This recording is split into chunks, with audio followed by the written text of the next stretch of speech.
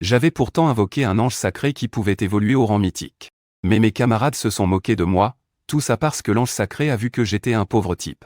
Il a refusé de signer un pacte avec moi. Mais loin d'être triste, je me suis retourné et j'ai vendu cette créature ingrate pour 100 millions. Tout le monde a dit que j'étais stupide, parce que ce genre de familier humanoïde peut avoir des descendants avec les humains, et le premier familier invoqué par leur progéniture a de fortes chances d'être aussi un ange sacré. Mais ce qu'ils ignorent, c'est que j'ai une capacité exclusive, l'évolution par alliance. Même avec un familier de rang commun, je peux le faire évoluer jusqu'au rang mythique grâce à ce pouvoir. Un familier aussi désobéissant, pourquoi est-ce que je l'aurais gardé? Pour faire joli? Et en plus, en vendant l'ange sacré, j'ai aussi reçu un familier de départ en récompense du système. Une édition spéciale d'insectoïde. À ce moment-là, j'étais déjà impatient. J'avais hâte de voir ce que cet insectoïde offert par le système avait de si spécial. De retour dans mon appartement miteux, j'ai suivi les instructions du livre. Je me suis mordu le doigt pour laisser tomber du sang sur l'autel de l'insectoïde. L'instant d'après, une lumière argentée a jailli. Une fourmi d'un demi-mètre de long, d'un noir de jet et dotée d'ailes, est apparue devant moi. J'ai fermé brusquement les yeux. Un flot d'informations a déferlé dans mon esprit. Familier, fourmi ouvrière géante. Aptitude, argent, rang 3. Puissance, bronze, rang 1. Évolution, argent, 3 tonnes de chair et de sang. L'aptitude peut évoluer en une reine insectoïde de rang or 2. J'ai caressé la tête de la fourmi ouvrière géante. Étonnamment, elle s'est frottée contre moi avec docilité. À partir d'aujourd'hui, tu t'appelleras Ellie. Elle a agité ses mandibules avec excitation, l'air d'apprécier ce nom. J'ai immédiatement sorti mon téléphone pour commander 3 tonnes de chair et de sang. 30 millions de pièces du dragon ont disparu en un instant. Je n'ai même pas scié. Peu de temps après, une montagne de chair était empilée devant ma porte. J'ai montré la montagne de viande à Ellie et lui ai ordonné, vas-y, mange. Elle s'est aussitôt transformée en un éclair noir pour se jeter dessus. Son corps d'un demi-mètre paraissait minuscule face à l'énorme montagne de viande. Mais son estomac était comme un puits sans fond. En à peine une dizaine de minutes, les 3 tonnes de chair avaient disparu sans laisser de traces. Au moment où le dernier morceau a été avalé, une lumière dorée éblouissante a soudain jailli du corps d'Ellie. Une fois la lumière dissipée, elle avait disparu. À sa place se trouvait une créature de plus de 2 mètres de long, qui ressemblait à une espèce de chenille poilue. J'étais complètement abasourdi. C'est ça, la reine insectoïde? Comment est-ce qu'elle est devenue un ver? Refusant d'y croire, j'ai immédiatement vérifié son statut. Familier, Ellie. Forme spéciale, cocon-mère insectoïde. Aucune puissance. Race, reine insectoïde. Puissance, bronze, rang 3. Aptitude, or, rang 2. Compétences, incubation de fourmis ouvrières géantes, de mante-lame, de serpent d'art. Évolution, un cœur de bête de rang or et un bouclier de chair et de pierre de rang or. Après avoir reçu ces informations, je tremblais de tout mon corps tellement j'étais excité. L'insectoïde est bien là, mais les matériaux d'évolution sont devenus un nouveau problème. Le cœur de bête de rang or. Il faut tuer une bête mutante de rang or pour en obtenir un. On ne peut même pas l'acheter avec de l'argent. On dirait bien que je vais devoir attendre d'entrer dans le royaume originel des seigneurs demain. Le lendemain, sur le terrain de sport du lycée, un immense cercle magique recouvrait tout le terrain. Tous les élèves de terminale étaient rassemblés ici. Le familier de départ de Li Shao est un Shiju de rang or 3, et il a aussi passé un pacte avec un ange sacré de rang platine. Pour cette épreuve, il finira forcément dans le top 10. Que dis-je, le top 10? Je pense même qu'il vise la première place. Au milieu de la foule, Liao, baignant dans un flot de louanges, affichait un air suffisant. Derrière lui, l'ange sacré Elena relevait fièrement la tête, savourant l'attention de tous. Soudain, quelqu'un me remarqua, et, c'est pas Muge, là-bas. Il a fait un pacte avec quel familier à la con? Osef de son familier. Ça peut vraiment rivaliser avec un ange sacré de rang platine? Ce Muge est vraiment un crétin. Gâcher un si bel avenir pour rien. En un instant, tous les murmures se tournèrent vers moi. Moi, une crêpe dans une main, un lait de soja dans l'autre, je me régalais. J'ignorais complètement leur sarcasme. Un sourire méprisant se dessina sur les lèvres de Liao. Il s'approcha de moi avec Elena. J'ai entendu dire que tu avais fait un pacte avec un insecte de rang argent 3. Parfait. Ça correspond bien à ton statut. Vous n'êtes que des insectes qu'on peut écraser sans effort. Un éclat de rire général retentit aussitôt. Elena prit la parole d'un ton glacial. Tu étais si déterminé à l'époque. Je pensais que tu avais une meilleure option. Je ne m'attendais pas à ce que tu finisses par faire un pacte avec un insecte aussi vil et répugnant. Elena me regarda avec une déception feinte. 3 points d'interrogation sont apparus au-dessus de ma tête. N'était-ce pas elle qui avait refusé de conclure un pacte avec moi, à l'époque? Alors c'est quoi, cette comédie? Elle me fait la scène de la femme abandonnée, c'est pour qui ce numéro? J'avale lentement ma dernière bouchée de crêpe. Puis, je souris. Une salope et un chien, unis pour l'éternité. Vous deux, vous êtes vraiment faits l'un pour l'autre. À ces mots, un silence de mort s'abattit sur l'assemblée. Tout le monde me regardait comme si j'étais fou. Alain Jiang, Liao, est une figure toute puissante. Ce muge, il cherche la mort ou quoi? Tu cherches la mort? Les dents de Liao grincèrent. De toute sa vie, c'était la première fois qu'on l'insultait ainsi en public. Le visage d'Elena devint livide. La main qui tenait son épée sacrée tremblait. Un ange sacré, traité de salope. Elle était folle de rage. Au moment où il s'apprêtait à passer à l'action, une pression terrifiante balaya toute la zone. Une voix majestueuse retentit de nulle part. Le terrain bruyant devint instantanément silencieux. Elena venait de lever son épée, quand elle fut clouée sur place par cette force, incapable de bouger. Elle ne pouvait que me foudroyer d'un regard enflammé, comme si elle voulait me dévorer tout cru. Le regard de Liao était encore plus venimeux. Ne sois pas si fier. Une fois sur le champ de bataille extérieur, j'aurais 1000 façons de te faire disparaître sans laisser de traces. À ces mots, mon visage se glaça. Alors nous verrons bien qui de nous deux disparaîtra sans laisser de traces. La voix majestueuse retentit de nouveau. Dans le royaume primitif des seigneurs, vous pourrez tous obtenir un noyau de seigneur. Une fois activé, il vous permettra de déployer votre territoire. Restez dans le royaume primitif des seigneurs pendant un mois, repoussez les assauts des bêtes étranges et améliorez votre territoire. Si votre noyau de seigneur est détruit, vous serez éliminé. Vous perdrez à jamais la chance de devenir un seigneur. Allez. Allez établir vos propres territoires. À la fin de ces paroles, le cercle magique qui couvrait le terrain s'illumina intensément. D'innombrables runes en forme d'engrenage se mirent à tourner. La lumière nous engloutit. Avant la téléportation, le hurlement de Liao parvint à mes oreilles. Muge, tu vas me le payer. Prie pour ne pas atterrir à côté de moi. Un sourire glacial se dessina sur mes lèvres. On verra bien qui de nous deux devra prier. L'instant d'après, le monde se mit à tourner. Quand je rouvris les yeux, je me trouvais au milieu d'une forêt primitive. Je n'osais pas perdre de temps et sortis immédiatement le noyau de seigneur. Je me mords le doigt et laisse tomber une goutte de sang sur le cœur du seigneur. Il se met instantanément à flotter. Une colonne de lumière couleur bronze en jaillit, avec moi en son centre. Elle couvre une zone de 10 mètres de rayon, et une cabane en bois délabré apparaît de nulle part. Seigneur, Mugéeux. Niveau du territoire, bronze, rang 1. Bâtiment, cabane en bois délabré. Faction, reine de l'Essem. Amélioration requise, 100 unités de bois, 100 de fer, et 100 de pierre. Ensuite, j'invoque Iris. Longue de plus de 2 mètres, elle occupe un 5e de mon territoire dès son apparition. Tout le territoire devient aussitôt incroyablement exigu. Je fronce les sourcils. Il va falloir améliorer le territoire au plus vite. J'ordonne immédiatement à Iris de prendre sa forme de matrice. La seconde d'après, le corps d'Iris se gonfle rapidement. En un clin d'œil, elle se transforme en une boule de chair circulaire de 3 mètres sur 3, couverte d'yeux de chair qui frémissent sans cesse. Autour de la matrice, une biomasse semblable à de la peau s'étend à toute vitesse. En un clin d'œil, elle recouvre plus de 2 mètres aux alentours. 3 petites larves sortent en rampant de la matrice. Elles se tortillent lentement sur la biomasse. Au même moment, une myriade d'informations déferlent dans mon esprit. La matrice peut incuber 10 larves par jour sans aucun coût. Pour transformer les larves en véritables guerriers de l'Essem, il faut consommer des points d'énergie. Collecter du bois, de la pierre, du fer, ou de la chair et du sang permet de gagner des points d'énergie. 100 points d'énergie peuvent être échangés contre l'incubation d'une larve. Une unité de l'Essem de rang bronze 1 nécessite 100 points d'énergie, 200 pour le rang 2, et ainsi de suite. Le rang argent 1 atteint 1100 points. J'ai 100 points d'énergie de départ. Je n'hésite plus. Iris, fais éclore un croco-travailleur.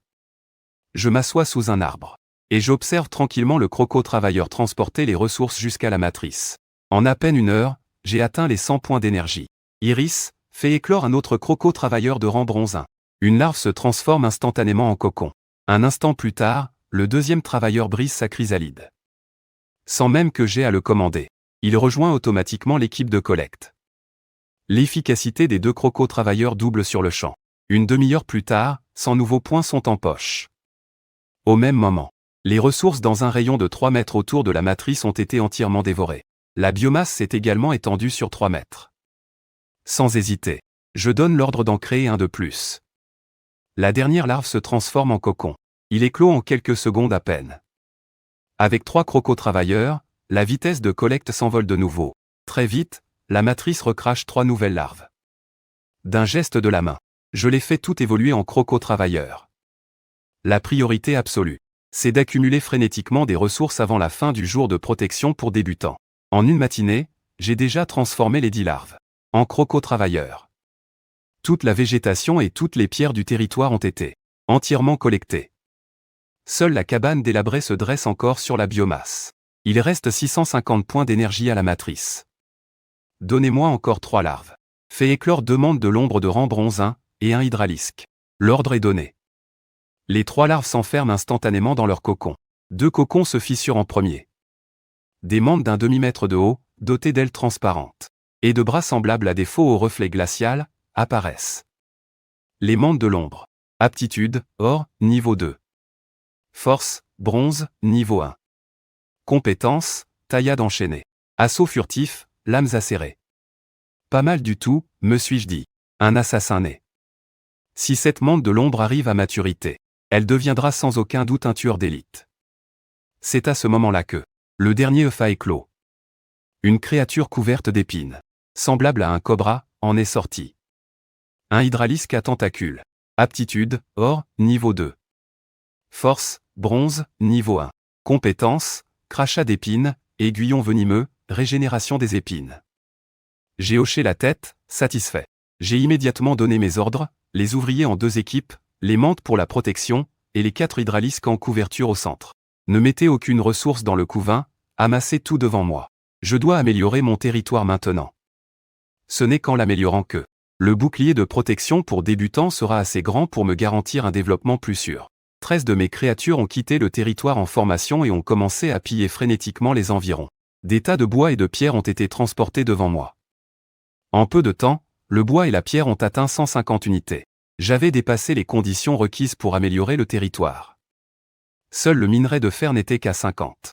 Apparemment, il n'y a pas de minerai de fer dans les environs. Je dois m'étendre au plus vite. Alors que je réfléchissais, j'ai soudain ressenti une palpitation dans mon esprit. Via ma connexion avec les SEM, la situation de la mante de l'ombre est apparue devant mes yeux. Je vis 2 robustes gobelins à la peau verte, armés de gourdins, s'approcher furtivement des ouvriers crocodiles.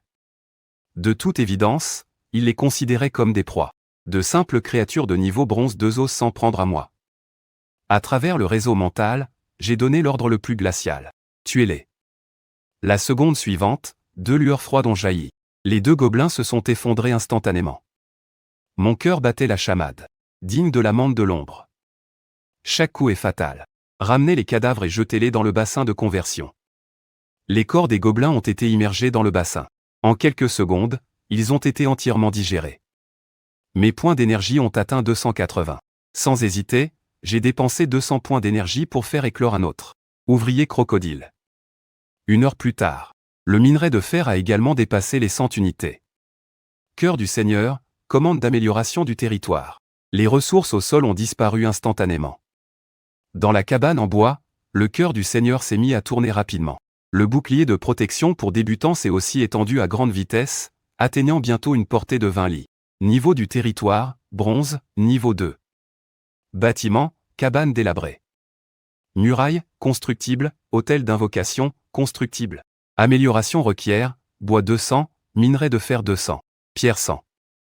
J'ai cliqué sur les 2 nouveaux bâtiments pour vérifier leurs conditions de construction. Muraille, bois 50, minerai de fer 50, pierre 50.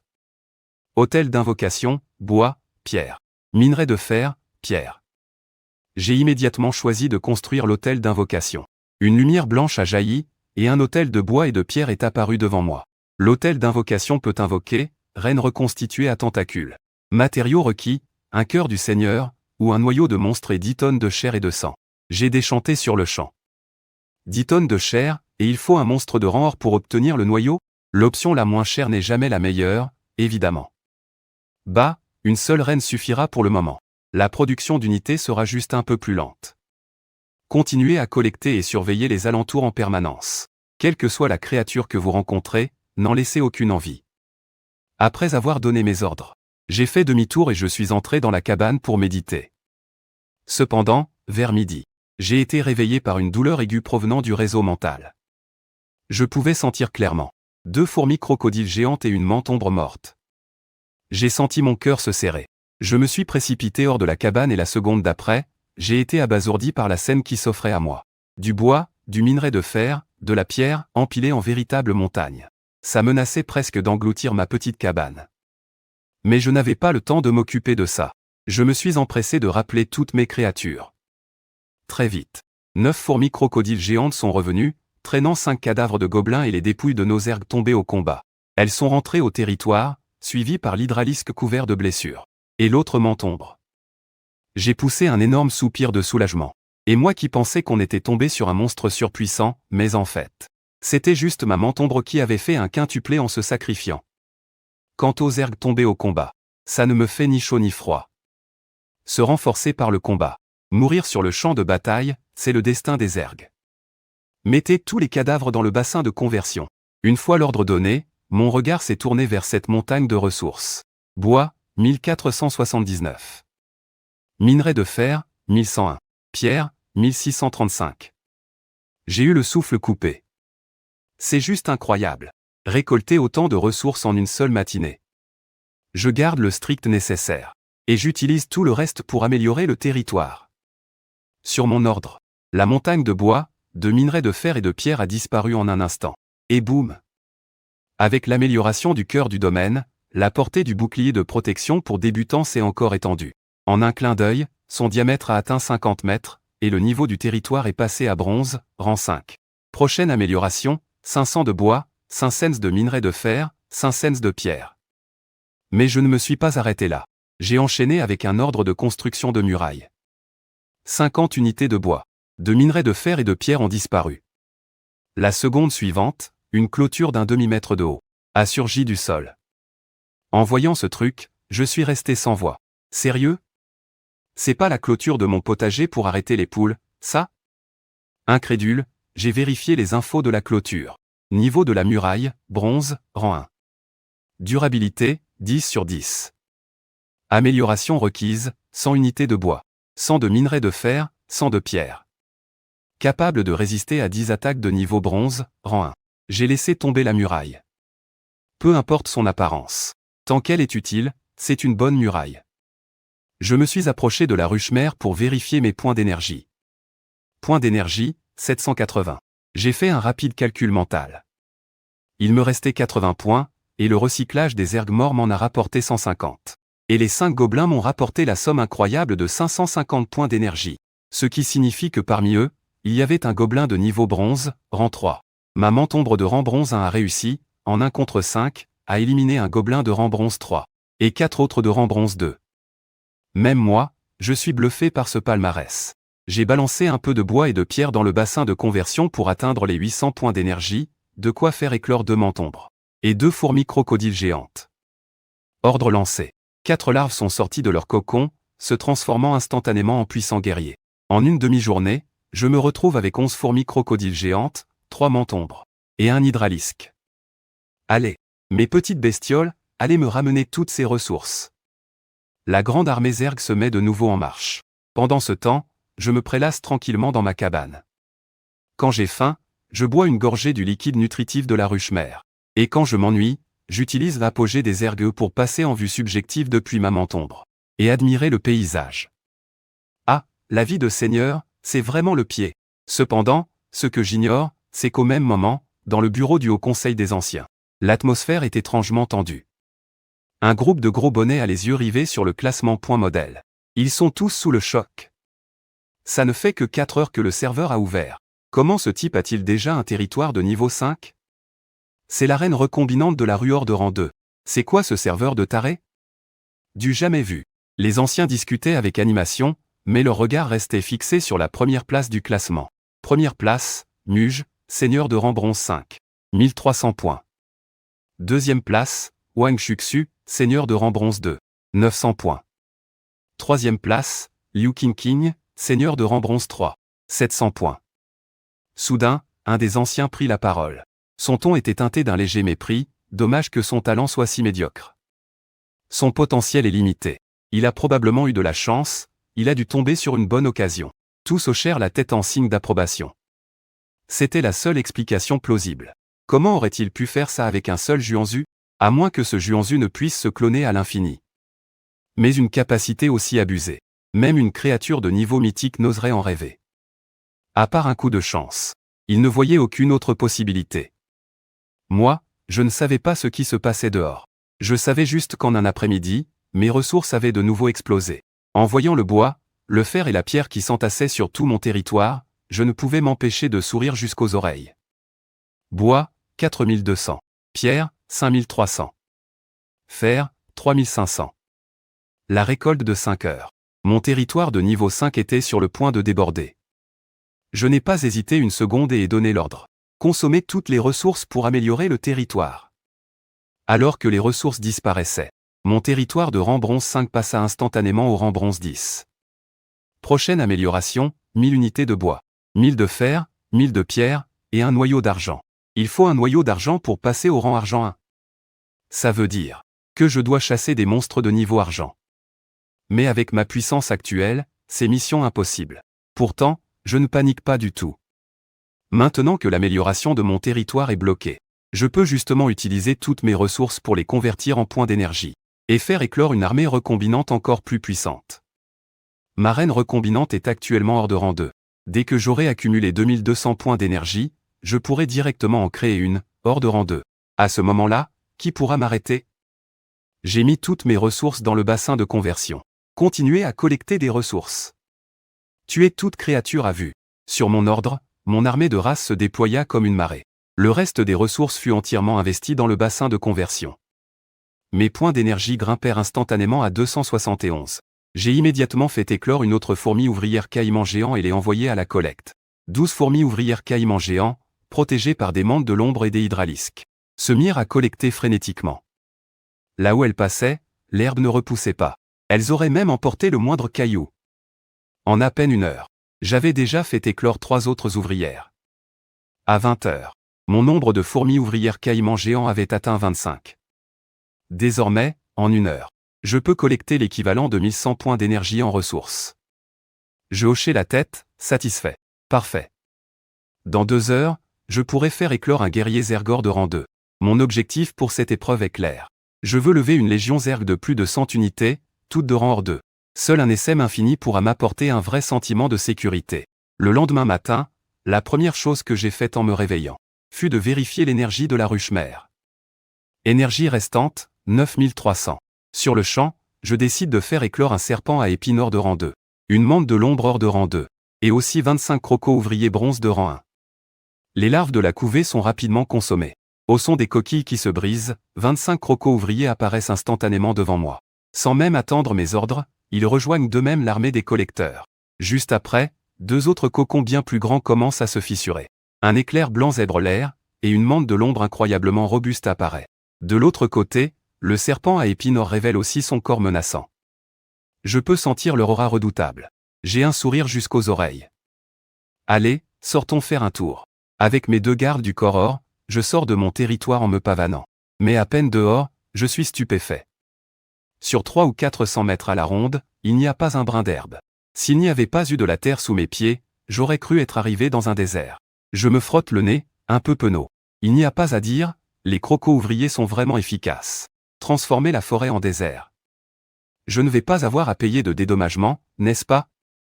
C'est à ce moment-là que le réseau de la ruche me transmet une alerte de danger venant du serpent à épines. L'instant d'après, je sens la connexion avec une mante de l'ombre se rompre, suivie de près par celle de 3 crocos ouvriers. Grâce au réseau, je vois clairement les coupables, des gobelins à la peau verte. Bien, bien, bien. Je ne vous cherchais pas, mais vous venez vous jeter dans la gueule du loup. Je saute sur le dos de la mante de l'ombre pour aller voir. D'un battement d'ailes, elle décolle instantanément. Le serpent à épines glisse au sol à une vitesse loin d'être lente, celle d'un or de rang 2. La distance de 300 ou 400 mètres est franchie en à peine une dizaine de secondes. Et pendant ces quelques secondes, je sens que 2 autres crocos ouvriers ont disparu. Dis donc, il y a pas mal de gobelins cette fois. En vous en prenant à moi, vous ne savez vraiment pas à qui vous avez affaire. Le visage glacial, je contemple le champ de bataille d'un air supérieur. Plus de 100 gobelins. Ils sont en train d'encercler mes crocos-ouvriers. Soudain, un grand arbre est renversé. Un gobelin extrêmement robuste apparaît, tenant une énorme massue à pointe. D'un simple revers, il anéantit une mante de bronze. J'ai bien vu, c'était un gobelin argent de rang 3. Mes yeux s'illuminent. Serpent à épines, tue-le. Le serpent à épines relève la tête. Des projectiles d'os acérés se forment instantanément dans sa bouche. La seconde suivante, il fend l'air, droit sur la tête du gobelin qui avait abattu l'arbre. Ce dernier tente de parer avec sa massue. Mais au moment de l'impact, le projectile acéré transperce sa massue de part en part. Poursuivant sa course, il lui transperce ensuite le crâne. Le gobelin tombe lourdement au sol, mort sur le coup. Tous les gobelins sont abasourdis. Poussant des cris bizarres, ils tournent les talons et s'enfuient. Je ricane, toi aussi, vas-y. Laisse-moi quelques-uns en vie. Je dois trouver leur tribu. Quiconque tue mes unités doit se préparer à payer sa dette de sang. Je saute à terre. La mante de l'ombre se transforme en une silhouette floue et fonce sur les gobelins en fuite. Ses lames acérées tracent des lueurs mortelles. Partout où elles passent, que ce soit les gobelins ou les grands arbres, tout est tranché en deux. Du cœur de ce gobelin robuste, j'extrais un noyau blanc argenté. Un noyau argent de rang 3, parfait pour améliorer mon territoire. Je range le noyau. J'ordonne aux crocos-ouvriers de ramener la quasi-centaine de cadavres de gobelins au territoire. Avec cette vague de recyclage, mes points d'énergie grimpent en flèche pour atteindre 10 600. J'ordonne immédiatement de faire éclore 2 autres unités hors de rang 2. Un hydralisque et 2 mantes de l'ombre. 4 immenses cocons d'insectes se sont formés en un instant avant d'éclater. 2 hydralisques et 2 mantes de l'ombre. Ils sont apparus devant moi, dégageant une aura terrifiante. Je les ai jaugés d'un air satisfait. Mon cœur débordait de fierté. Avec des ergors de rang 2, peu importe cette tribu de gobelins, je pourrais l'anéantir sans le moindre effort. C'est à ce moment-là que j'ai froncé les sourcils. Il ne restait que 2 heures à ma période de protection pour débutants. Je devais absolument exterminer la tribu de gobelins avant qu'elle ne se termine. Sinon, je devrais laisser 2 ergors pour défendre ma base. Une perte bien trop grande. Alors que l'impatience me gagnait, le réseau de l'ESM s'est animé. La tribu de gobelins a été localisée. Sans la moindre hésitation, j'ai sauté sur le dos d'une mante de l'ombre. Moins d'une minute plus tard, j'étais déjà au sommet d'une colline, surplombant le village en contrebas. Des patrouilles de gobelins armés de haches de pierre arpentaient les lieux. Le village lui-même grouillait de gobelins. D'après une estimation rapide, il y en avait au moins 3000. Intéressant. Il est rare que mes ergs n'aient pas l'avantage du nombre. J'ai caressé mon menton, un sourire glacial se dessinant sur mes lèvres. Mais la terreur de l'ESM ne réside pas seulement dans le nombre. Allez. Massacrez-les tous, n'en laissez pas un seul en vie. À mon ordre, 6 ergors de rang 2 ont dévalé la pente en rugissant. Les mantes de l'ombre se sont transformés en tourbillons de mort en se jetant sur le village, tandis que les hydralisques crachaient des épines d'os tout en courant. Leurs épines couvraient le champ de bataille, tel un tir de mitrailleuse. Tous les gobelins de la tribu sont devenus fous, chargeant en brandissant leurs armes. Cependant, face à une puissance absolue, le nombre ne signifie rien. À chaque coup de lame des mantes de l'ombre, plusieurs gobelins étaient tranchés en deux. Les gobelins ne parvenaient même pas à effleurer leur ombre. C'était un massacre pur et simple. Assis tranquillement au sommet de la colline, j'observais la scène, le cœur imperturbable. Dans ce monde, c'est la loi du plus fort. Si j'avais été le faible aujourd'hui, ces gobelins n'auraient eu aucune pitié. Voyant que l'issue du combat était scellée, j'ai fait appel à 40 drones crocodiles géants via le réseau pour nettoyer le champ de bataille. Une demi-heure plus tard, les plus de 3000 gobelins avaient tous été tués. À l'ordre de nettoyer le champ de bataille, les drones crocodiles géants qui attendaient déjà ont immédiatement dévalé la colline et commencé à transporter les cadavres. Endurant la puanteur, je suis entré dans le village et j'ai d'abord extrait le noyau d'or du roi gobelin. J'ai ensuite récupéré au passage plus de 200 noyaux d'argent. Puis, j'ai commencé à fouiller le village en ruine. Mon instinct me disait qu'il y avait forcément quelque chose de valeur dans un endroit pareil. Et bien sûr, dans la hutte du roi gobelin, j'ai trouvé une longue épée rouillée. Objet, épée sacrée, corrompue. Rang, monarque. Compétence, jugement de la lumière sacrée, inutilisable. Mes yeux se sont illuminés. Rang monarque. C'est un objet spécial, presque de rang mythique. Bien que cet item soit puissant, il ne me sert à rien. J'ai nonchalamment jeté l'épée à un drone qui se trouvait à côté. Puis je suis retourné à mon territoire sur ma mante de l'ombre, attendant tranquillement que les drones finissent de transporter le butin. Mais peu de temps après mon départ, dans les profondeurs souterraines du village gobelin, des volutes de brume noire se sont mises à flotter, et une paire d'yeux rouges sans s'est brusquement ouverte. Le sentiment d'oppression qui pesait sur lui avait disparu. Une lueur humide a brillé dans ses yeux écarlates. Mais elle a aussitôt été remplacée par une surprise et une folie sans borne. 2 heures plus tard, les plus de 3000 cadavres de gobelins avaient tous été rapatriés sur mon territoire. Je me suis frotté les mains et j'ai ouvert le panneau du couvoir. L'instant d'après, une suite de chiffres m'a presque ébloui. Point d'énergie, 171 500. J'en ai eu le souffle coupé. 170 000 d'un coup. Maintenant que je suis riche, je dois absolument lever une armée. J'ai aussitôt ordonné de faire éclore 30 hydraliscores de 2e rang, et 30 mantes de l'ombre de 2e rang. En un instant, 60 larves ont rampé hors de leur cocon. Une minute plus tard, 60 guerriers d'élite hors de 2e rang se tenaient au garde à vous. Mon territoire de bronze s'est retrouvé complètement bondé en un clin d'œil. Il me restait plus de 30 000 points d'énergie, mais je n'osais plus rien faire éclore. Encore quelques créatures de plus et ma base exploserait. Alors, j'ai commencé à améliorer mon territoire. Le cœur du territoire a dévoré l'essence et les ressources, et la terre entière s'est mise à trembler violemment. Le bouclier protecteur bleu s'est étendu à une vitesse folle. En un clin d'œil, mon territoire s'est agrandi de façon spectaculaire. Muge, niveau, seigneur d'argent, premier échelon. Nouveau bâtiment disponible. Amélioration de la tour, 10 000 unités de bois requises. 10 000 de minerais de fer, 10 000 de pierre. Et 2 noyaux d'argent. J'ai fermé les yeux pour sentir les changements dans mon corps. Passer à un rang majeur de territoire éveille un talent. Le rang argent a débloqué l'effet de retour de force. Toutes mes créatures me renverront 1% de leur puissance. Instantanément, 66 flux de puissance de niveau or ont déferlé dans mon corps. J'ai senti mon corps se déchirer et se reformer. Mais ce n'était pas douloureux. Au contraire, c'était une sensation de douce chaleur. C'était dû à mon nouveau talent éveillé au rang argent, évolution infinie. Tant qu'il y a assez d'énergie, je peux devenir infiniment plus fort. La puissance renvoyée par mes créatures est devenue le carburant de mon évolution. Une demi-heure plus tard, j'ai ouvert les yeux.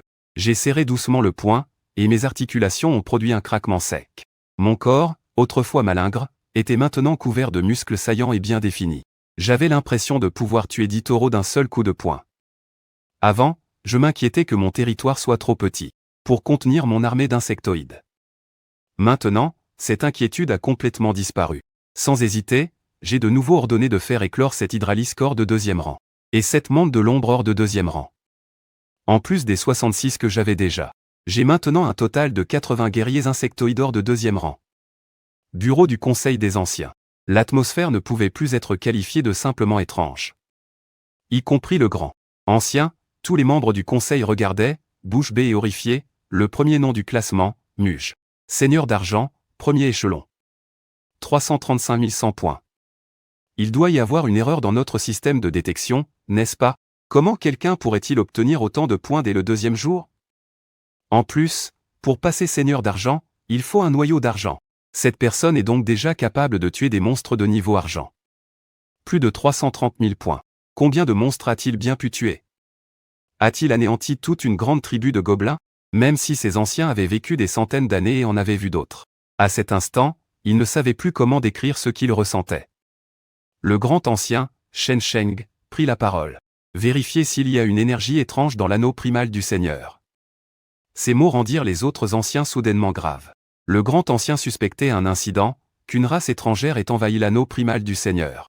Ce genre de choses n'était pas sans précédent. Il y a 300 ans, un puissant roi de la race des démons avait utilisé une technique secrète pour envoyer son âme dans le royaume des seigneurs, causant des pertes immenses à la race humaine. Vous parlez de cette âme qui a été scellée par le précédent grand ancien. Le grand ancien a laissé l'épée sacrée des 9 anneaux du monarque pour réprimer totalement cette chose. Et il a coupé le passage qui permettait aux âmes d'entrer dans le royaume des seigneurs. Il est impossible qu'il se soit échappé. Il faut rester sur nos gardes. L'épreuve du royaume des seigneurs dure depuis des milliers d'années, et les plus grands prodiges de notre race humaine. Il a fallu un demi-mois pour obtenir 300 000 points. Ce Mugéo en a eu 330 000 dès le 2e jour. Soit son talent dépasse de loin celui de tous les génies de l'histoire humaine, soit quelque chose interfère avec le Ling Zhu Yuanji. Quelle que soit la situation, nous devons l'aborder avec la plus grande prudence. À ces mots, les autres anciens hochèrent la tête en signe d'approbation. C'est une épreuve indispensable pour que les humains deviennent des seigneurs, c'est le fondement de notre race. Si Muge est vraiment un génie sans égal, alors il deviendra une anomalie. Une épine dans le pied pour toutes les autres races, et même pour les autres nations. Nous devrons alors trouver un moyen de protéger Muge. Mais s'il s'agit d'une race inattendue qui interfère avec le Lingzhu Yuanji, provoquant des problèmes de détection et faussant le classement, alors nous devons trouver au plus vite cette race infiltrée et protéger la nouvelle génération de seigneurs qui participent à l'épreuve. Les secondes s'écoulèrent, et l'atmosphère dans le bureau devint de plus en plus pesante. Une demi-heure plus tard, un technicien arriva en courant, l'air pressé. Nous avons détecté des fluctuations d'énergie de la race des démons à l'intérieur du Lingzhu Yuanji. Cette énergie correspond à celle enregistrée dans notre base de données il y a 300 ans. Ce rapport rendit l'atmosphère du bureau oppressante. Le grand ancien serra fermement son sceptre à tête de dragon. Ses yeux troubles devinrent perçants. Les autres anciens affichaient également un regard glacial. Une intention meurtrière perçait dans leurs yeux. La voix du grand ancien était tranchante. Avec une pointe d'anxiété, mettez fin à l'épreuve. Ouvrez la porte du Lingzhu Yuanji. Forcer la fermeture de l'épreuve et ouvrir la porte prendra 3 jours. Nous ne pouvons qu'espérer que cette ordure soit suffisamment faible pour ne pas avoir causé un trop grand massacre. Notre nation du dragon manque déjà de relève. Si la nouvelle génération est... Le deuxième ancien ne termina pas sa phrase, mais tout le monde comprit ce qu'il voulait dire. Si la nouvelle génération est anéantie, il y aura une grave rupture dans les rangs des seigneurs de la nation du dragon. La ligne de front du champ de bataille inattendu sera percée par une autre race. Le territoire que nous avons eu tant de mal à conquérir sera dépecé par les autres nations. La nation du dragon risquera l'extinction. Pendant ce temps, de mon côté, j'étais assis sur un gros rocher, regardant nonchalamment mes créatures insectoïdes travailler.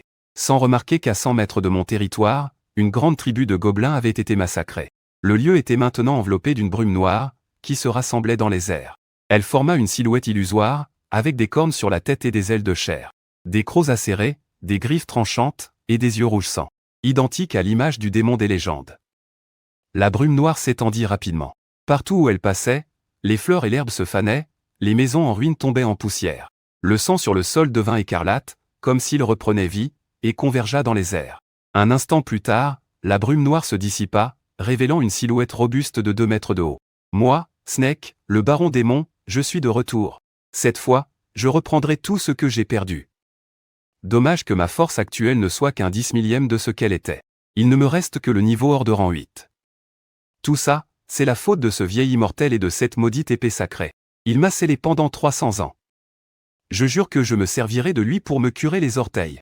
Sa voix était emplie d'une haine monstrueuse. Un grand expert de rang monarquin, emprisonné pendant 300 ans. Réduit au niveau hors de rang 8. La chute est trop brutale. Sa haine en était devenue presque tangible.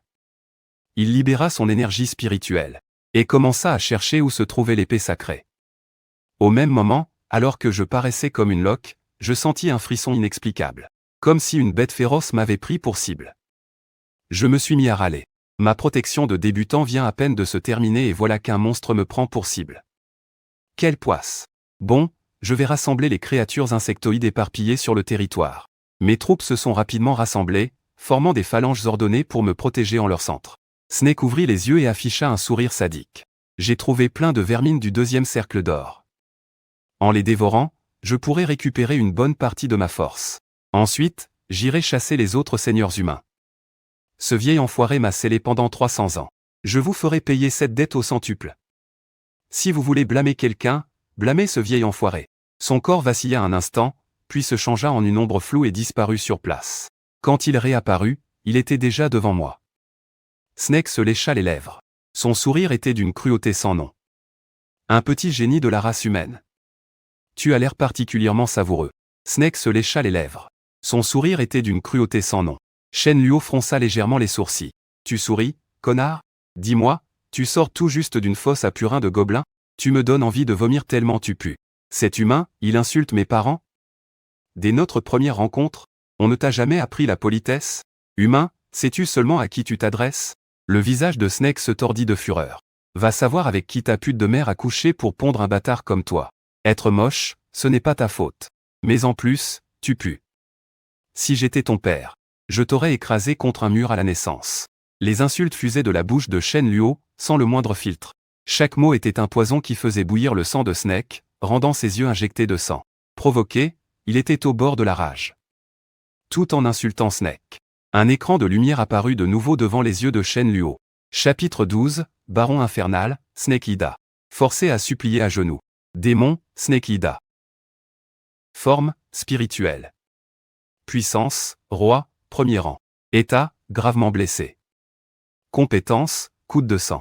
Manipulation de la chair et du sang. Sortie de l'âme, déjà utilisée. Transfert spatial. Domaine démoniaque, inutilisable. Brin de pouvoir destructeur, inutilisable. Statut, scellé pendant 300 ans après une grave blessure. Puissance réduite à un 10 millième. Corps reconstitué à partir de 100. Puissance actuelle, équivalente à un roi de premier rang, 8e échelon d'or. Démon. Shen Luo haussa un sourcil, quelque peu surpris. Une mocheté pareille. Serait un membre de la race des démons, l'une des races suprêmes? Alors, les dieux, l'autre race suprême de l'univers. Les méchas et les fantômes, à quoi ressemblent-ils? Sont-ils aussi laids? Je suis un noble baron démon. Comment oses-tu me parler de la sorte? Snake hurle. D'un geste de la main, le temps se déchaîne. Le ciel, autrefois dégagé, est maintenant recouvert de nuages noirs. Des éclairs rouge sang, tels des dragons sinueux, fendent les nuages sombres. Une aura destructrice se propage, faisant trembler tous les monstres à 100 km à la ronde. Ainsi que les seigneurs de guerre. Pourtant, Shen Luo, qui fait face à cette aura, reste impassible, pas le moins du monde affecté. Je te savais idiot, mais pas à ce point. Comment peux-tu poser une question aussi bête? Je ne m'adressais pas à toi. Tu parlais à Shen Shang? Oh, c'est vrai. C'est bien à Shen Shang que je parle. J'étais tranquillement en train de me la couler douce. Être dérangé comme ça le met vraiment en colère.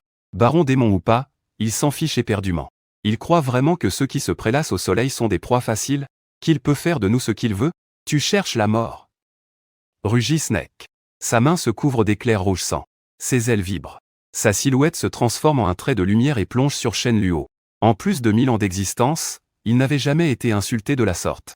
Même cet immortel sénile n'avait jamais osé lui parler sur ce ton. Le visage de Shen Luo reste impassible.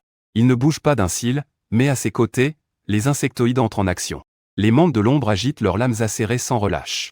Leurs ondes de choc s'entrecroisent pour tisser une véritable toile. Les hydralisques se dressent et projettent des rafales d'épines osseuses aux reflets sombres. En y regardant de plus près, on peut voir que ces épines osseuses évitent parfaitement les ondes de choc. La coordination parfaite entre les deux groupes est à couper le souffle. Snake ricane avec dédain. De simples rangs hors d'eux. Dit-il avec mépris, mais en faisant face à ses attaques. Ses paroles s'éteignent dans sa gorge alors que la salve d'attaque le projette en arrière. Le corps de Snake est couvert d'innombrables entailles. De ses deux mains s'écoule un sang épais, presque pâteux. Il ne prête aucune attention à ses blessures, fixant avec stupeur les insectoïdes qui continuent leur assaut en contrebas. Ce n'est pas la première fois qu'il affronte un seigneur humain. Bien au contraire, il en a combattu un nombre incalculable, mais jamais les créatures d'un seigneur humain n'avaient montré une telle coordination. Bien qu'ils soient très nombreux, ils se meuvent comme un seul être. Un prodige de la race humaine, c'est ça? Dans ce cas, je ne peux absolument pas te laisser en vie. Marais de sang, hurle Snake en levant bien haut ses griffes dégoulinantes. Boum! Des éclairs rouges vifs s'abattent sur ses mains, formant deux griffes géantes et acérées. L'instant d'après, son corps disparaît sur place. Lorsqu'il réapparaît, il est déjà au contact des insectoïdes en première ligne. Le coude, chargé d'une force destructrice, fendit l'air, traçant plusieurs estafilades écarlates. Cette attaque terrifiante déchiqueta instantanément les deux membres de l'ombre en première ligne. Ces insectes? Je les écrase d'une pichenette, ricana Snake avant de partir d'un rire gras et arrogant. Il fonça aussitôt sur sa prochaine cible. Son regard perça à travers le barrage qui se reformait, pour croiser celui de Shen Luo, plus loin. Aucune trace de la peur ou de la panique qu'il s'attendait à y voir. Rien que du dédain et du dégoût. Cette réaction le laissa pantois un instant. Son expérience du combat, purement instinctive, lui hurla que quelque chose n'allait pas. Mettez-le en pièces, ordonna Shen Luo. L'instant d'après, tous les insectoïdes se mirent à hurler. Les membres de l'ombre, indifférentes à la mort, chargèrent Snake. Les hydralisques crachaient des épines osseuses empoisonnées, tout en se tortillant pour avancer, prêts à l'engager au corps à corps. Ils n'éprouvaient pas la moindre peur, seulement la volonté de réduire l'ennemi en miettes. Même s'il ne me reste que la force d'un niveau hors 8, c'est bien suffisant pour vous écraser, bande d'insectes. Snake se força à fanfaronner, en allant à la rencontre des membres de l'ombre qui chargeaient. En un seul assaut, il anéantit deux autres membres de l'ombre. Mais avant même qu'il ait pu reprendre son souffle, une nouvelle vague de membres de l'ombre déferla sur lui. En l'espace de quelques secondes, son corps se couvrit d'entailles. Des épines osseuses se plantaient dans sa chair, leur venin virulent, changeant son sang qui coulait en un liquide noir d'encre. D'autres mondes de l'ombre étaient continuellement déchiquetés et tombaient du ciel, mais cela n'effrayait en rien celles qui suivaient. Au contraire, cela ne faisait que les rendre plus frénétiques. Plus Snake combattait, plus la panique le gagnait. Mais c'est quoi ces monstres? Ils n'ont donc jamais peur? Son corps était une agglomération de sang. Déjà fragile à la base, le poison des épines et les blessures incessantes commençaient à le vider de ses forces. Ses attaques perdaient en puissance. Arrêtez. Il doit y avoir un malentendu. Tu ne vas peut-être pas me croire, mais en réalité, je suis venu pour qu'on devienne amis. Crois-moi, je t'en prie, crois-moi. Shen Luo croisa les bras, le regardant comme un vulgaire clown. Au sol, les fourmis ouvrières crocodiles ramassaient les cadavres des mondes de l'ombre pour les jeter dans la fournaise de conversion. Peu de temps après, de nouvelles mondes de l'ombre de niveau hors 2 éclosaient et rejoignaient le combat. La raison pour laquelle les insectoïdes sont si terrifiants n'est pas seulement leur mépris de la mort, ou leur loyauté absolue à exécuter n'importe quel ordre. C'est surtout à cause de leur capacité à s'alimenter de la guerre elle-même. Qu'il s'agisse d'ennemis ou de camarades. Tant que c'est un cadavre, ils peuvent les convertir en points d'énergie pour créer de nouveaux guerriers insectoïdes. C'est ce qui donne aux insectoïdes une source inépuisable de troupes. Souvent, à la fin d'une bataille, non seulement les guerriers insectoïdes n'ont subi aucune perte, mais leur nombre a même augmenté. Et le plus terrifiant, c'est que la puissance d'un guerrier insectoïde dépend uniquement du nombre de points d'énergie dépensés, sans avoir besoin de temps pour s'améliorer. Avec assez de points d'énergie, ils peuvent, en très peu de temps, faire éclore d'innombrables guerriers insectoïdes de niveau mythique. Telle est la race des insectoïdes. Tu crois vraiment que tu peux me tuer? Je ne suis qu'une entité spirituelle. Des corps comme celui-ci, je peux en avoir autant que je veux. Alors, au lieu de nous entredétruire, pourquoi ne pas passer un accord? Je peux exaucer un de tes vœux. J'en fais le serment sur mon titre de baron démon. Je ne te mens absolument pas. La voix de Snake était pressante, il se creusait la tête pour essayer de le convaincre par ses promesses. À cet instant, son bras droit avait été tranché, et il ne lui restait qu'un moignon de sa jambe gauche. Ses ailes étaient criblées de trous, il serait bientôt incapable de voler. Snake paniquait pour de bon. Si ça continuait comme ça, il allait vraiment se faire déchiqueter. En ce moment, son âme est incroyablement faible. Sans le soutien de ce corps physique, son âme serait sans aucun doute pulvérisée. Sinon, il aurait abandonné ce corps et se serait enfui depuis longtemps. Fais-les arrêter. Au lieu de finir tous les deux perdants, un accord serait bien meilleur pour nous deux. Fais un pacte avec moi. Tu ne le regretteras absolument pas. Pendant que Snake parlait, ses ailes déchiquetées furent tranchées par les mondes de l'ombre. Privé de ses ailes, ses forces complètement épuisées, son corps chuta lourdement, sans aucune résistance, avant de s'écraser au sol. Les mondes de l'ombre et les hydralisques ne s'arrêtèrent pas pour autant et déferlèrent sur lui, prêts à le mettre en pièces. Snake était au bord des larmes. Il avait eu tant de mal à se libérer de son sceau. Pourquoi fallait-il qu'il tombe sur ces monstres à peine sortis? Voyant les insectoïdes se rapprocher, Snake serra les dents et arracha une pierre de la chair et du sang de sa poitrine. Il tomba lourdement à genoux et leva la pierre bien haut. Arrête-les. J'ai un trésor ici. Considère-le comme un dédommagement. La pierre était à peine plus grande que la paume de sa main. D'un rouge sang, elle ressemblait à un morceau d'ambre ou de jade. Des filaments d'éclairs écarlates crépitaient tout autour. Chapitre 13, la loi de la destruction. La souffrance de la pauvreté. Modèle. Gagner un max de fric. À la destruction de l'objet, compétence de rang mythique, palier 1. Aperçu d'un fragment de la loi de la destruction. Une pierre contenant un fragment de la loi de la destruction. Extrêmement précieuse. La porteur sur soi offre une chance de comprendre la loi de la destruction. Shen Luo fit un geste de la main, et les herbes qui chargeaient cessèrent immédiatement leur assaut. Son regard traversa la horde d'insectes. Il fixa intensément la pierre de destruction. Rien qu'à son nom, loi de la destruction, on devinait sa puissance redoutable. C'est la pierre de destruction, elle renferme le pouvoir du roi démon de la destruction. Celui qui la porte peut utiliser la force de destruction, une puissance dévastatrice. C'est une force absolument terrifiante. Voyant que Shen Luo avait stoppé l'attaque, Snake n'eut même pas le temps de souffler qu'il se hâta de commencer les présentations. Chaque mot qu'il prononçait lui arrachait le cœur. C'était le trésor qu'il avait reçu, en cadeau du roi démon de la destruction lui-même, lors de sa promotion au rang de monarque. Il l'avait toujours gardé précieusement. Il vivait dans la crainte qu'on ne le lui vole.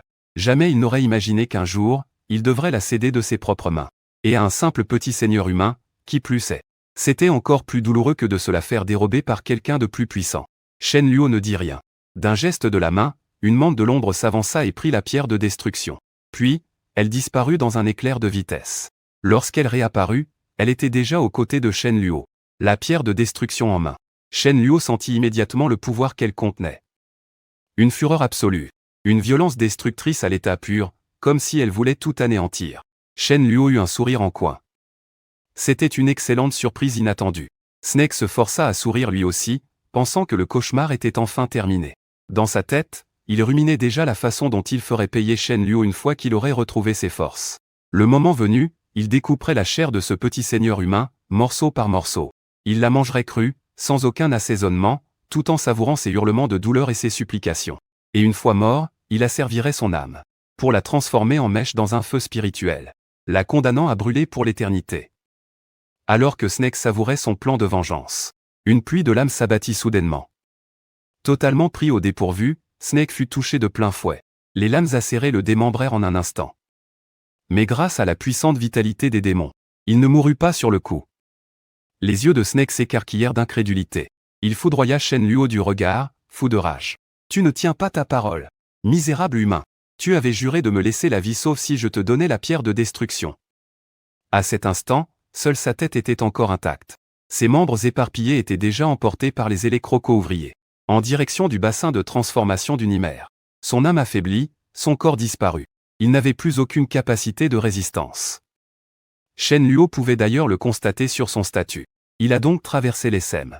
Il s'est approché, une branche à la main, et vlan. Il en a fouetté le visage hideux de Snake. « Ma parole ? Quand t'ai-je dit que je te relâcherais une fois que j'aurais obtenu destruction ? Tu rêves tout éveillé ou quoi ?» Snake, comme sonné par le coup, fixa Shen Luo d'un air hébété. En y repensant, il réalisa avec désespoir que Shen Luo n'avait en effet jamais promis de le relâcher. Tout n'était que le fruit de sa pathétique imagination. Vlan. Un autre coup de branche s'abattit. Des ébrures sanglantes apparurent sur le visage de Snake, sur ses traits déjà hideux. C'était maintenant encore plus insoutenable à regarder. Tu n'arrêtais pas de la ramener, non ? Pourquoi tu ne dis plus rien ? Vlan. Le grand baron démon, si noble et si puissant. Vlan. Il adore chercher des noises pour exister. Vlan. Réponds-moi. Tous les 2 coups, Shen Luo posait une question. Un acte d'une humiliation extrême. Snake était si furieux que son âme menaçait de se dissiper. Pour être exact, il aurait préféré que son âme se dissipe, plutôt que de subir une telle humiliation. Son visage était déjà défiguré par les coups. Une laideur à en vomir. Ses 2 yeux injectés de sang et exorbités foudroyaient Shen Luo du regard. Comme s'il voulait le découper en 1000 morceaux. Pas un mot ne sortait de sa bouche. Plutôt coriace, hein ? Envoyez-le au bassin de conversion. Voyons voir quelle quantité d'énergie notre baron de l'enfer peut bien nous fournir. Shen Luo jeta la branche cassée. Sans un regard de plus pour Snake, il tourna les talons et s'en alla. Sous le regard vide de Snake, un crocodile géant s'approcha en se dandinant. Ses énormes mâchoires se refermèrent sur sa tête. Il se dirigea droit vers le bassin de conversion du nid. En voyant la chair et le sang se dissoudre continuellement dans le bassin, Snake paniqua enfin. « Non. Tu ne peux pas me tuer. Je suis le baron démon du roi démon de la destruction, King Feng. Si tu me tues, tu seras imprégné de l'aura démoniaque. Tous les clans démoniaques te haïront et te pourchasseront sans relâche. Non, je t'en supplie. J'ai eu tort, épargne-moi. » Voyant que la menace était inefficace, Snake se mit à supplier, au mépris de toute dignité. Mais Shen Luo l'ignora du début à la fin. Au son d'un plongeon, les cris désespérés de Snake cessèrent complètement. Point d'énergie, 5100. Il n'en restait que 3000 à l'origine. Après la conversion de Snake, ce seigneur démon, le total a atteint 5100. Autrement dit, il a rapporté 2050 points. En se basant sur une conversion à moitié prix. Est-ce que c'est calculé sur la base de sa force de monarque de premier rang ? Et moi qui pensais que ça se basait sur la force physique. Voilà qui satisfait ma curiosité. Shen Luo s'apprêtait à faire éclore 2 mantes de l'ombre. Pour compenser les pertes au combat. Les pertes de cette bataille ont été lourdes. 21 mantes de l'ombre sont mortes au combat. Ainsi que 5 hydralisques. En récupérant leurs cadavres et en y ajoutant les points d'énergie convertis par Snake, j'ai pu invoquer environ 14 autres guerriers zergs. Au final, la perte s'élève à 12 zergs de rang or, 2e grade. La perte est un peu lourde, mais le gain est encore plus grand. 12 guerriers zergs en échange d'un trésor de rang mythique, 1er grade. J'en reste sans voix. C'est une boîte de noyaux dorés. Je venais de faire éclore 2 mantes de l'ombre. Quand du coin de l'œil, Shen Luo a vu quelque chose flotter dans le bassin de conversion. Une petite sphère de la taille d'une paume qui émettait une lueur dorée. Elle était couverte de motifs délicats, ressemblant à la boîte originelle de monstres qu'il avait vue dans les manuels. Très similaire. Objet, boîte originelle. Rang, or, 8e grade. Description, une boîte originelle créée par un puissant démon à partir de la chair et du sang de gobelins. Même après la disparition du corps physique, la boîte originelle demeure indestructible. Après confirmation, Shen Luo, agréablement surpris, a repêché la boîte originelle. Ça, c'est une excellente surprise. S'il y avait une chose qu'il désirait plus que tout, c'était sans aucun doute une boîte de noyaux. Pour invoquer une nouvelle reine Zerg, il faut consommer une boîte de noyaux. Pour la faire évoluer à nouveau, il faut également consommer une boîte de noyaux. Auparavant, il se demandait encore s'il pourrait un jour rencontrer des monstres de rang or dans l'anneau primal du Seigneur. Il ne s'attendait pas à en obtenir une aussi facilement. Pour l'instant, Yilizi est suffisante. Il n'est pas nécessaire d'invoquer une nouvelle reine Zerg. L'évolution nécessite une boîte originelle. Et 3 tonnes de chair de rang or. J'ai la boîte originelle, il ne me manque plus que la chair de rang or. Même si je peux en acheter à l'extérieur, l'argent que j'ai sur moi ne sera probablement pas suffisant. 3 tonnes de chair de rang argent coûtent 30 millions de long. 3 tonnes de chair de rang or approcheront sûrement les 300 millions. Shen Luo soupira. Il était toujours aussi pauvre. Trop pauvre. Si j'avais de l'argent, j'achèterais de la chair de monstre à l'infini. Puis, je produirais des ergs en masse, frénétiquement. À ce moment-là, je pourrais devenir invincible sans même lever le petit doigt. Malheureusement, la pauvreté freinait son développement. Il fallait encore trouver un moyen de se faire de l'argent. Au passage, voir si je peux tomber sur un monstre de rang or. Avec un peu de chance, un seul grand monstre peut fournir plusieurs tonnes de viande. Chapitre 14, la belle et bienveillante Suxiaoa rend sa faveur au bureau. Une faveur à rendre au centuple. Mes chers anciens, les fluctuations de l'âme du démon ont disparu. À ces mots, l'atmosphère dans le bureau des anciens devint encore plus lourde. La race des démons est réputée pour sa ruse et sa cruauté. Et ce démon a été scellé pendant de nombreuses années. Il doit déborder de ressentiment. Impossible qu'il se cache sans rien faire. Dans le domaine originel des seigneurs, tous les passages que les âmes peuvent emprunter ont été scellés. Il ne peut pas s'échapper non plus. La seule explication logique, c'est que le démon a massacré tous les seigneurs de l'épreuve. Une fois sa soif de sang étanchée, il est parti se cacher pour panser ses plaies. Ou peut-être qu'un seigneur a réussi à le vaincre. Il y a pas mal de génies cette année. Et puis, la puissance de ce démon n'est qu'une infime fraction de ce qu'elle était. Ce ne serait pas impossible, commença le 3e ancien. Mais il n'arrivait pas à se convaincre lui-même. Si nous étions à la fin de l'épreuve, disons, après presque un mois, alors cette hypothèse serait plausible. Mais nous n'en sommes qu'au 2e jour. Aussi talentueux soit-on, il est impossible d'atteindre le niveau maximum en 2 jours. Regardez Cheng Nuo, le premier du classement. Ses points ont bien augmenté de 4800, n'est-ce pas? Et cette augmentation de 4800 points s'est faite en un instant, non? Le 2e ancien prit la parole d'une voix grave, le ton légèrement excité. En entendant cela, les autres anciens se tournèrent tous vers le premier nom du classement. Cheng Nuo, seigneur de rang argent 1. 339 900. Les données s'actualisent en temps réel. Une augmentation de points aussi soudaine ne peut pas provenir de plusieurs monstres. Même en tuant plusieurs monstres en un clin d'œil, il y aurait un infime décalage temporel. L'augmentation des points se ferait de manière séquentielle. Mais là, c'est bien une augmentation instantanée de 4800 points. Ce gamin a tué un monstre de rang or 8. C'est le démon qui l'a abattu. Pas étonnant qu'on ne puisse plus détecter l'énergie spirituelle du démon tout à coup. S'il est mort, c'est normal qu'on ne le détecte plus. Après avoir regardé le ralenti du tableau des scores, les anciens ne savaient plus quoi dire. Maintenant, ils avaient l'impression de vivre un rêve. Le 2e jour de l'épreuve. Tuer un monstre de rang or 8, et ce n'était même pas une bête sans conscience, mais une créature sournoise et rusée. Un démon qui fut autrefois une puissance de rang monarquin. Est-ce seulement possible? Même dans les romans les plus extravagants qu'il lisait à l'adolescence, on n'aurait jamais osé écrire une chose pareille. Ouvrez la porte du domaine. Ainsi, toute la lumière sera faite sur cette affaire.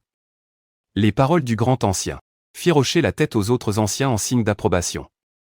Pour l'instant, ils ne pouvaient pas exclure la possibilité que le classement ait été secrètement modifié. Sinon, comment expliquer le résultat proprement ahurissant de Cheng Nuo? En ouvrant la porte du domaine, tous les mystères pourront être résolus. En même temps, il se préparait au pire. C'est-à-dire que le démon ait déjà massacré tous les seigneurs. Atchoum. Shen Luo se frotta le nez et regarda autour de lui, perplexe. Pourquoi j'ai toujours l'impression que quelqu'un dit du mal de moi dans mon dos? Après avoir absorbé l'énergie de plus de 100 guerriers insectoïdes, et avec le renforcement de l'évolution infinie, son corps est maintenant d'une puissance terrifiante. Un rhume ou une fièvre? C'est le genre de maladie qui ne peuvent absolument pas l'atteindre. Alors éternuer, c'est encore plus impossible. Quand quelque chose d'anormal se produit, c'est qu'il y a une raison cachée. C'est sûr, il y a quelqu'un qui est en train de m'insulter dans mon dos. C'est forcément ce gamin, ce lit. Attends un peu qu'on arrive sur le champ de bataille. Je vais lui refaire le portrait, même sa mère ne le reconnaîtra plus. Voilà, j'ai trouvé le coupable. Après avoir pesté encore un peu, Shen Luo tourna son regard vers les 2 mantes de l'ombre qui venaient d'éclore. La légion Zerg quitte la cité. En voyant les mantes de l'ombre et les hydralisques parfaitement alignés en formation, Shen Luo était on ne peut plus satisfait. En une demi-journée, il avait utilisé toutes ses ressources pour l'incubation. À cet instant, les guerriers Zerg de la 2e Ruor étaient déjà au nombre de 150 hydralisques, 50 mantes de l'ombre. Ne comptez que sur le bois, le fer et la pierre pour obtenir des points d'énergie. C'est un peu du gâchis. Et le rendement n'est pas optimal. Il vaut mieux compter sur l'énergie de la chair et du sang. C'est bien plus rentable. La guerre nourrit la guerre. C'est le principe fondamental de la survie des Zergs. Shen Luo fit un geste de la main, et les fourmis ouvrières crocodiles stoppèrent tout en même temps d'envoyer des ressources au bassin de conversion. Elles se mirent à empiler les ressources. Le taux de conversion du bois, du fer et de la pierre est d'environ 10 pour 1. Même si le bois, le fer et la pierre ne sont pas rares, il en faut pour améliorer le territoire au niveau argent. Après ce stade, le coût de chaque amélioration de territoire double. Pour passer de la 1re rue argent à la 2e rue argent, il faut 100 000 unités de bois et de fer. De la 2e à la 3e rue, ça passe à 20 000. De la 3e à la 4e, c'est 40 000. Et pour passer de la 9e à la 10e rue, il faudra 2 650 000 unités de bois, de fer et de pierre. La seule chose qui le rassure pour l'instant, c'est qu'il y a suffisamment de ressources aux alentours. Sinon, au rythme d'extraction des Zergs, j'ai bien peur qu'il n'y ait bientôt plus rien à extraire. Même les rivières d'argent et d'or ne suffiraient pas. Le mieux serait de trouver une autre grande tribu de Géboling. Shen Luo se frotta le menton, hésita un instant, puis fit à nouveau un geste de la main. Il utilisa les 1000 points d'énergie restants pour faire éclore des fourmis ouvrières crocodiles. Allez explorer les environs. Signalez immédiatement toute créature que vous rencontrerez. Les 5 fourmis ouvrières crocodiles nouvellement nées sortirent du territoire en se dandinant. Shen Luo s'assit en tailleur et établit une connexion visuelle avec elles. Utiliser les fourmis ouvrières crocodiles pour l'exploration est un peu du gâchis, mais qui ne risque rien à rien. Le risque et la récompense ont toujours été proportionnels. Les arbres immenses étaient denses et feuillus. Ils masquaient une grande partie de la lumière du soleil. Même si le soleil était au zénith de l'après-midi, la forêt restait sombre. À travers la vision des fourmis ouvrières crocodiles, modèle, Shen Luo balaya rapidement les environs du regard. Une dizaine de minutes plus tard, à environ 1 kilomètre de son territoire, Shen Luo aperçut enfin une créature vivante. Et pas qu'une seule. Une douzaine d'affreux gobelins encerclaient une licorne blanche. La licorne était déjà couverte de blessures. Mais elle se débattait encore de toutes ses forces, même si n'importe qui pouvait voir que sa défaite n'était qu'une question de temps. Shen Luo ordonna à son crocodile géant de grimper sur un arbre immense à proximité. D'en haut, il pouvait voir clairement tout le champ de bataille. C'est là qu'il aperçut une silhouette familière. Des cheveux longs jusqu'à la taille, vêtue d'une jupe d'écolière.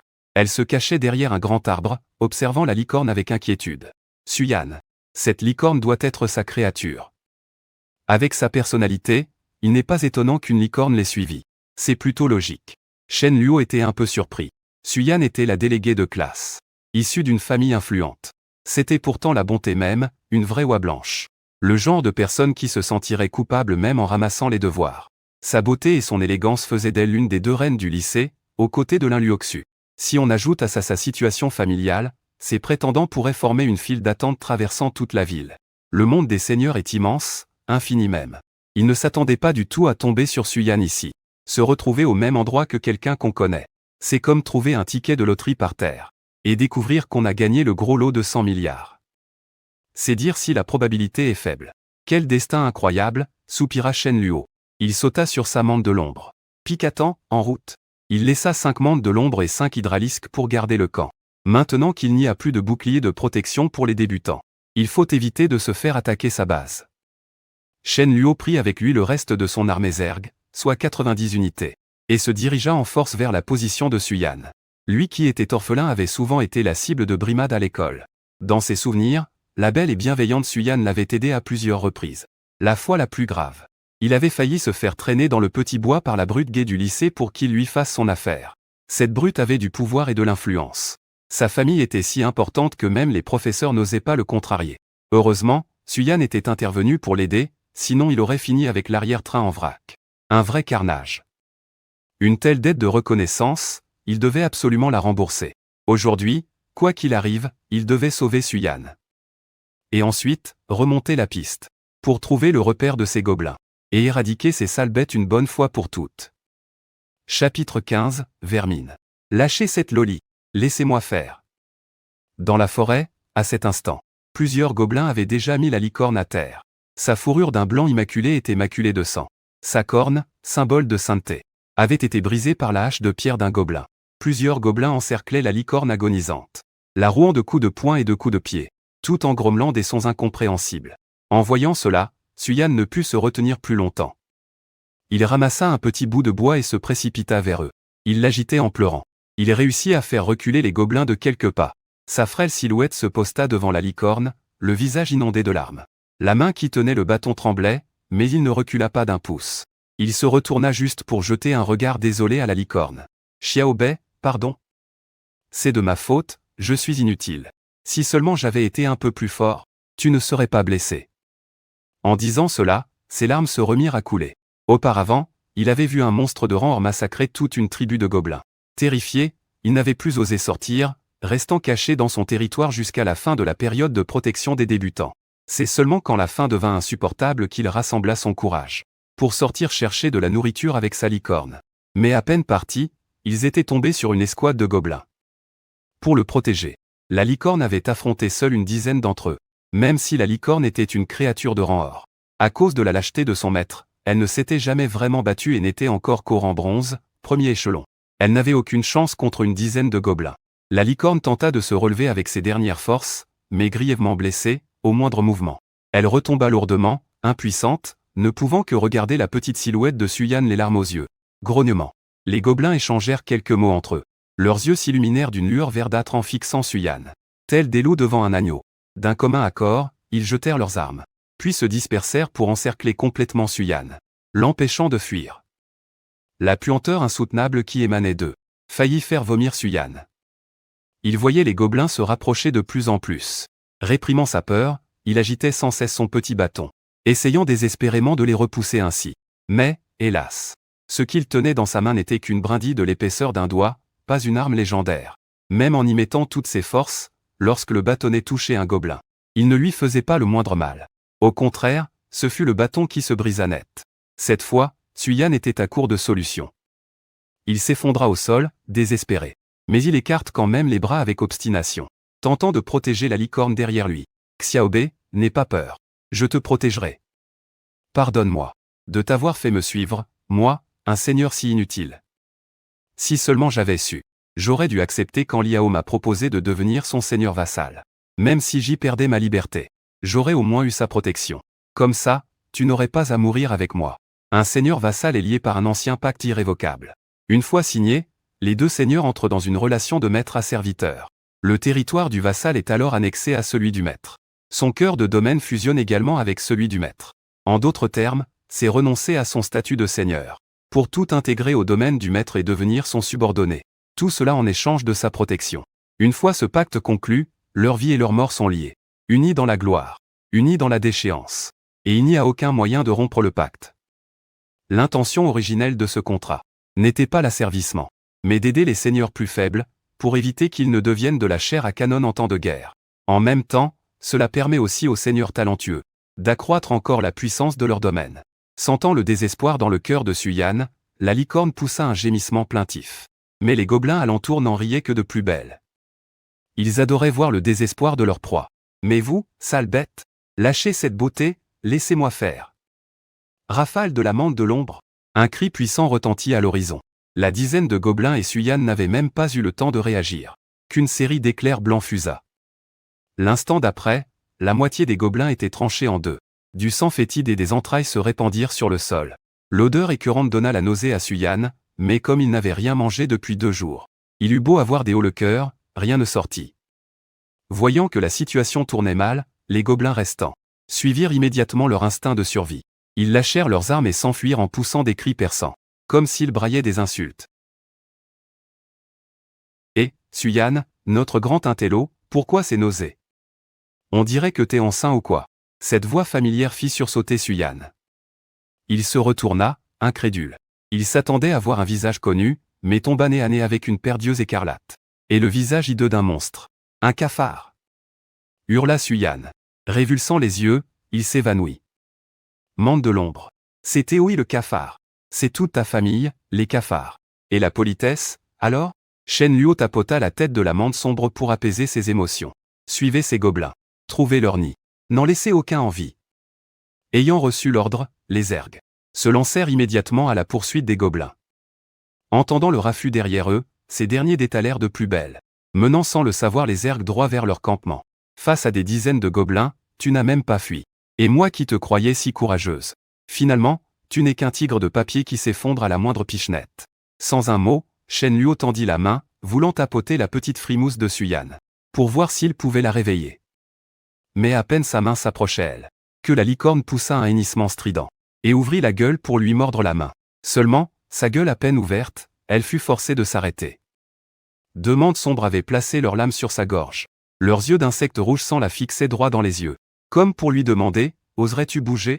La licorne versa une larme en silence. « Ne t'inquiète pas, je n'ose pas bouger d'un poil. Je connais ta maîtresse. Je ne lui veux aucun mal. D'ailleurs, les licornes ne sont pas censées pouvoir sentir le bien et le mal. Aurais-tu senti de la méchanceté en moi? Est-ce que j'ai une tête de méchant ?» Shen Luo se palpa son beau visage. Auparavant, il se considérait d'une beauté à se damner. Même les gays craquaient pour lui. Soudain, il se sentit moins sûr de lui. Aurait-il vraiment une tête de méchant? Sinon, pourquoi cette licorne qui déteste le mal serait-elle si méfiante à son égard? La licorne hennit une fois, confirmant qu'il n'avait vraiment aucune mauvaise intention, puis elle leva les yeux au ciel et s'évanouit. La maîtresse et sa monture qui s'évanouissent l'une après l'autre, et tu ne t'évanouis ni avant, ni après. Mais pile au moment où je te pose une question. N'allez pas dire que c'est de ma faute si vous tombez dans les pommes. Ne venez pas m'accuser de vous avoir fait peur. Je ne suis pas du genre à monter des arnaques. Shen Luo pesta entre ses dents. Il tendit la main pour pincer la petite joue de Suyan, confirmant qu'elle était bien inconsciente. Il passa alors son bras sous le creux des genoux de Suyan, qui portait des bas blancs, et la souleva dans ses bras, comme une princesse. Une loli légale avec des bas blancs. Une combinaison plutôt réussie. On ne dirait pas comme ça, mais cette nana est plutôt bien roulée. Ramenez ce cheval et donnez-lui un peu de solution nutritive. Je ne sais pas si on pourra le sauver. S'il meurt. Avec le caractère de Suyan, elle va s'en vouloir au point de pleurer toutes les larmes de son corps. Les 4 serpents et les mandes sombres se regardèrent, perplexes. Ils ne savaient que faire de la licorne évanouie. Comment allait-il la ramener? Shen Luo y avait aussi pensé. Finalement, il fit appel à l'alligator géant qu'il avait envoyé en reconnaissance, pour transporter la licorne jusqu'à leur territoire dans sa gueule. Au final, c'est encore l'alligator géant qui a dû tout se taper. Chapitre 16, Su Xiaohua se vend elle-même. Toi alors, tu oses vraiment tout. Suyan, encore à moitié consciente. Je sens un liquide couler dans ma bouche. C'est poisseux et ça n'a pas vraiment de goût. Mais ce n'est certainement pas de l'eau. Elle dort encore? Faut-il que je l'embrasse comme dans les contes de fées pour qu'elle se réveille? Ce n'est pas une très bonne idée. Après tout, c'est mon premier baiser. Tant pis. Sauver une vie, ça vaut bien un sacrifice. Je n'ai pas le choix, je dois me dévouer, dit-il d'un air théâtral. Cette remarque fit saillir les veines sur le front de Suyan. Et alors? C'est pas comme si c'était pas aussi mon premier baiser. S'écria-t-elle en se redressant d'un coup, furieuse. Elle foudroya du regard la personne qui venait de parler. C'est alors qu'elle vit Shen Luo, les bras croisés, qui se tenait à un pas d'elle. Il l'observait avec un sourire en coin, et ce regard fut comme une douche froide, qui éteignit instantanément sa colère. Suyan, les larmes aux yeux, fixait Shen Luo, l'air hébété. Est-ce que je suis morte? Comment se fait-il que je vois Luo? Tu es mort toi aussi? Je le savais. On est vraiment les 2 plus grands poissards de la classe. Plus elle y pensait, plus elle était triste, et Suyan se mit à pleurer à chaudes larmes. Le son était aussi strident que celui d'une bouilloire. Shen Luo, sans un mot, s'approcha, leva la main et lui donna une pichenette. Son geste était fluide, et exécuté avec une aisance déconcertante. Pourquoi tu m'as frappé? Suyan se frotta le front, l'air d'une victime. Shen Luo, lui, restait impassible. Aïe! Tu n'y es pas allé de main morte. Ça doit être tout rouge. Forcément que ça fait mal. Suyan se sentit encore plus lésée, la lèvre inférieure tremblante. Elle avait vraiment l'air d'avoir été terriblement maltraitée. Il savait que cette fille était un peu à l'ouest. Mais Shen Luo ne s'attendait pas à ce qu'elle soit si lente à la détente. D'habitude, elle n'a pas les meilleures notes de la classe. Comment peut-elle être aussi naïve? D'ailleurs, est-ce que les fantômes ressentent la douleur? Shen Luo soupira, impuissant, en voyant Suyan froncer les sourcils. Elle avait l'air sur le point de protester, mais avant qu'elle ne puisse dire quoi que ce soit, Shen Luo leva les mains en signe de reddition. Tu n'es pas morte. Je t'ai sauvée. Et ton cheval aussi. Tous les gobelins ont été tués. Tu es en sécurité. Et oui, c'est bien ce que tu penses. On a atterri ensemble. Ça te fait plaisir, non? C'est une bonne surprise, hein? Ce flot de paroles laissa Suyan complètement abasourdi. Ses lèvres s'ouvrirent et se refermèrent plusieurs fois. Mais aucun son n'en sortit. On aurait dit que Shen Luo avait répondu à toutes les questions qu'elle se posait. La jeune fille avait l'air complètement perdue. Il y avait une sorte de beauté dans son expression figée, comme si son cerveau venait de planter. Shen Luo tendit à nouveau la main pour lui donner une pichenette, et la douleur ramena Suyan à la réalité. Elle le regarda, les yeux embués de larmes et le visage empreint de reproche. Tu me frappes encore. La prochaine fois, interdiction de bouger. Aïe. Elle a l'air si pitoyable et vexée. Shen Luo eut envie de lui pincer les joues, mais en voyant sa réaction, il se dit que la moindre pichenette la ferait s'évanouir à nouveau. Où est Xiao Bei? Il est grièvement blessé, même sa corne est brisée. La corne, c'est ce qui permet à une licorne de percevoir le bien et le mal. Perdre sa corne. Xiao Bei va être si triste. Si seulement j'avais accepté la proposition de Liao à l'époque. Si j'avais signé ce pacte maître-serviteur avec lui, sous sa protection, je n'aurais pas entraîné Xiao Bei dans ma chute et il n'aurait pas été blessé. Suyan reprit soudain ses esprits. Elle chercha la licorne partout, l'air anxieux, se reprochant tout en pleurant. Shen Luo hocha la tête, comprenant. Ah, alors ce cheval se fie à sa corne pour percevoir le bien et le mal. Et moi qui croyais que j'avais juste une tête de méchant. Ne t'inquiète pas. Il était salement amoché. Mais je l'ai sauvé. C'est quoi, ce pacte maître-serviteur dont tu parlais tout à l'heure? Ça a un rapport avec cette petite crapule de Liao? Il mourait d'envie de savoir de quoi il retournait. Qui sait, ça pourrait peut-être lui servir plus tard pour régler son compte à Liao. Tant mieux s'il va bien. Merci de nous avoir sauvés, Xiao Bei et moi. Suyan poussa un long soupir de soulagement. Elle sécha ses larmes et s'inclina profondément devant Shen Luo pour le remercier. Ce n'est qu'après qu'elle répondit à sa question. Le pacte maître-serviteur est un type de contrat très ancien. Autrefois, on l'appelait le pacte d'allégeance. Transmis jusqu'à aujourd'hui, il a presque entièrement disparu. Maintenant, pour signer ce genre de pacte, il faut utiliser un parchemin de pacte obtenu lors d'épreuves dans des royaumes secrets. Une fois le pacte signé, la partie subordonnée, son territoire et son clan sont intégrés à ceux du maître, ce qui augmente considérablement la puissance de ce dernier. Les parchemins de pacte sont extrêmement précieux. Et le nombre de pactes que l'on peut conclure est limité. Un nouveau seigneur du même rang ne peut en signer qu'un seul. Ce nombre augmente progressivement avec la puissance. J'ai entendu les anciens de ma famille en parler. Il semblerait que les seigneurs vassaux soient liés à l'ascension au rang de monarque. Mais je n'en sais pas plus. Mon grand-père disait que les plus puissants ont forcément des seigneurs vassaux, et que ceux qui n'en ont pas ne sont certainement pas les plus puissants. Expliqua Suyan à Shen Luo avec un air très sérieux. Shen Luo se frotta le menton, pensif. Il était convaincu que cette gamine ne lui mentait pas. Ce n'était pas une question de confiance en sa personne. C'est juste qu'elle semblait incapable de mentir. Les plus puissants ont forcément des seigneurs vassaux. Et ceux qui n'en ont pas ne sont certainement pas les plus puissants. Les seigneurs vassaux sont liés à l'ascension au rang de seigneur monarque. Shen Luo a longuement ruminé ces deux phrases. Je n'y ai rien compris. Et je n'en ai aucun souvenir. On ne me l'a jamais appris dans les manuels non plus. Ça veut dire que ce n'est pas le genre de choses qu'une personne ordinaire est censée savoir. Tu nous as sauvés, Xiao Bei et moi. Je dois te rendre l'appareil, dit Suyan avec une extrême prudence. Mais avant qu'il ait pu demander à Shen Luo ce qu'il voulait en retour, ce dernier l'interrompit d'un geste de la main. Mais comme tu n'as rien pour me remercier, il ne te reste plus qu'à te donner à moi. Ou alors, tu pourras trimer comme un esclave pour moi dans ta prochaine vie. Mais vu ma belle gueule, tu devrais choisir de te donner à moi, n'est-ce pas? Alors, tu choisis la première ou la deuxième option? Shen Luo se pencha en avant, regardant Suyan avec un amusement non dissimulé. Il le vit rougir jusqu'aux oreilles, si gêné que de la vapeur semblait s'échapper de sa tête. C'était adorable. Shen Luo comprit soudain ce que l'on ressentait en ayant un animal de compagnie. C'était vraiment une sensation agréable. Têtu, espèce de pervers. Après avoir bégayé un long moment, Suyan ne parvint à articuler que ces quelques mots. Voyant que Shen Luo ne disait plus rien, il se sentit un peu coupable. Cet homme était son sauveur, et celui de Xiao Bei, et voilà qu'il l'insultait. C'était vraiment de l'ingratitude. Une vague de culpabilité le submergea. Hésitant, il tritura le coin de ses vêtements et baissa la tête. En fait, j'ai un parchemin de contrat. C'est ma famille qui me l'a donné. Il voulait que je passe un contrat avec quelqu'un de talentueux pour me protéger durant les épreuves. Mais je n'ai trouvé personne qui convienne, alors je ne l'ai pas encore utilisé. Tout en parlant, il sortit de sa manche un rouleau de parchemin de la taille d'une paume. Puis, avec une certaine lenteur, il sortit un stylo à billes de son autre manche. Il leva sa petite main d'un blanc argenté. Sa tête s'inclina encore plus bas. Il était si timide que même le bout de ses oreilles était devenu tout rouge. Shen Luo le regarda, amusé.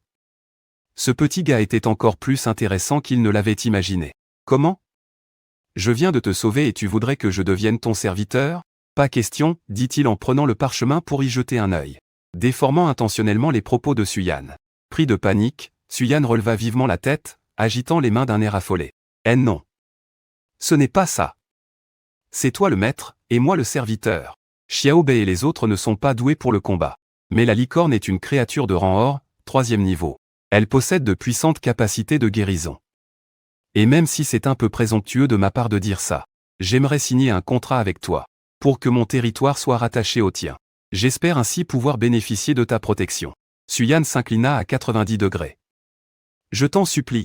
Shen Luo pensa, incroyable, il se vend lui-même et en plus, il remercie l'acheteur.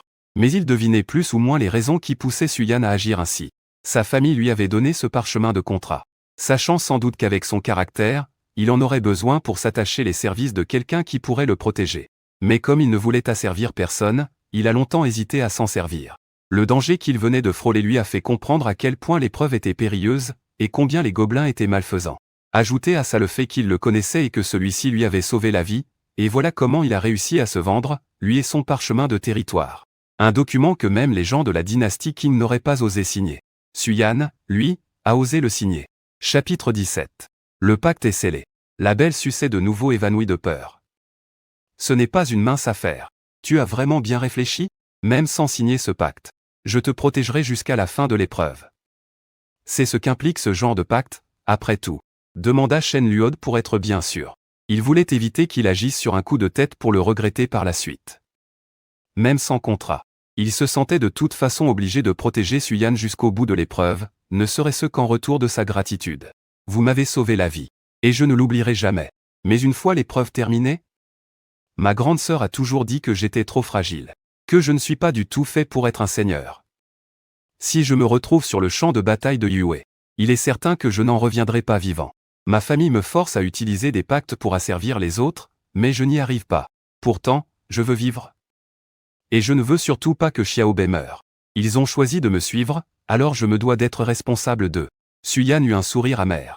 Son regard se fit peu à peu plus déterminé. Après avoir dit ça, sans laisser à Shen Luo le temps de répondre, il s'empara du pacte, et y apposa rapidement son nom. Il s'inclina une nouvelle fois. Tendant le parchemin de ses deux mains, il dit, « Je m'en remets à vous. Je sais faire la lessive. Je sais cuisiner. Xiao Bei et les autres peuvent soigner. Nous sommes très utiles. » se vantait-il avec ferveur. On aurait dit un marchand qui vende sa propre marchandise. En se jetant des fleurs. Shen Luo pencha la tête, le jaugeant du regard. Avant d'hocher la tête en silence. Taille de guêpe, des formes généreuses devant et derrière. Tous les critères de la loli légale sont remplis. C'est vrai qu'il a l'air compétent. Puisqu'il avait pris sa décision. Shen Luo n'hésita plus non plus. Une petite domestique qui se livre sur un plateau d'argent. Il n'était pas un eunuque. Ni un saint. Et encore moins un guet. Si je refusais, ce serait un crime. Shen Luo s'empara du contrat. D'un trait rapide. Il y apposa son nom. L'instant d'après, le contrat en parchemin s'éleva dans les airs, se transformant en une myriade de points de lumière dorée, qui pénétrèrent leurs corps respectifs. Au même moment, une voix d'une incroyable majesté résonna dans leur esprit, telle la voix des cieux eux-mêmes. Pacte scellé. Celui qui trahit le pacte subira un tourment sans fin. Un torrent d'informations déferla dans l'esprit de Shen Luo et de Suyan. Pour Shen Luo, il s'agissait des avantages du pacte. Quant à Suyan, ces informations détaillaient non seulement les avantages, mais aussi les conséquences d'une trahison. Après un instant, une fois les informations assimilées, Shen Luo eut une révélation. Pas étonnant que la promotion au rang de seigneur monarque soit liée au pacte avec des seigneurs vassaux. Le monarque dans un seigneur monarque n'est pas juste un titre, c'est un monarque au sens propre du terme. Les seigneurs vassaux sont l'équivalent des sujets, et seul celui qui possède des sujets peut devenir un monarque. Conformément aux informations reçues. D'une simple pensée, Shen Luo fit jaillir un rail de lumière cyan au loin, qui, en un clin d'œil, pénétra dans la cabane délabrée et fusionna avec le cœur de seigneur. Ce rail de lumière cyan n'était autre que le cœur de seigneur de Suyan. À l'instant où les deux cœurs de seigneur fusionnèrent, Il sentit distinctement les limites de son territoire s'étendre de façon explosive. En l'espace d'une respiration, il avait déjà doublé de taille. Son territoire de rang argent, premier échelon, n'avait qu'un rayon d'1 kilomètre. Après la fusion avec le cœur de seigneur de Suyan, le rayon de son territoire atteignait maintenant 2 kilomètres, doublant sa superficie. Cela confirmait exactement les paroles de Suyan, avoir un seigneur vassal ne fait pas forcément de vous un puissant, mais ne pas en avoir fait de vous un faible, c'est certain. En même temps que son cœur de seigneur était absorbé, l'aura de Suyan commença à s'intensifier, et une lueur blanche l'enveloppa. Peu de temps après, la lueur disparut, révélant son visage à la fois hébété et confus. Je suis devenu un seigneur d'argent? Une fois la confusion passée, Suyan eut un déclic et fixa Shen Luo, les yeux écarquillés d'incrédulité. Non, attends, le maître et le vassal partagent le même cœur de seigneur. J'étais au rang bronze, deuxième échelon, juste avant. Et maintenant, je suis soudainement passé argent. Ça veut dire que, tu es un seigneur d'argent. L'épreuve du monde originel des seigneurs n'a commencé qu'hier. Comment as-tu pu devenir un seigneur d'argent si vite? Tu as triché, c'est ça? Ceux qui sont liés par le pacte partagent la gloire comme les échecs. Quel que soit le rang du cœur de seigneur du maître. Le vassal est également promu à ce rang. C'est l'un des avantages du pacte. Tricher? Non. Disons simplement que le parchemin était très efficace. Impossible que je triche. Je peux te promettre une chose, c'est que je hais les tricheurs plus que tout. Il peut juste voir les informations des familias, ce n'est pas du tout de la triche. Tout au plus, on peut appeler ça avoir l'œil. Ta familia est puissante. J'ai entendu dire que tu avais fait un pacte avec la race des insectoïdes. Après avoir posé la question, Suyan réalisa son erreur. Les mains tremblantes de panique. Désolé, je ne voulais pas remuer le couteau dans la plaie, j'étais juste curieuse. Trahi par sa familia initiale lors de l'invocation. Forcé de faire un pacte avec une autre familia de Baran. Même si Shen Luo ne dit rien, ça doit être très douloureux pour elle, non? Et moi qui en rajoute. J'ai vraiment mis les pieds dans le plat. Suyan baissa la tête, pleine de culpabilité. Tu n'as pas à t'excuser. J'ai bel et bien fait un pacte avec la race des insectoïdes.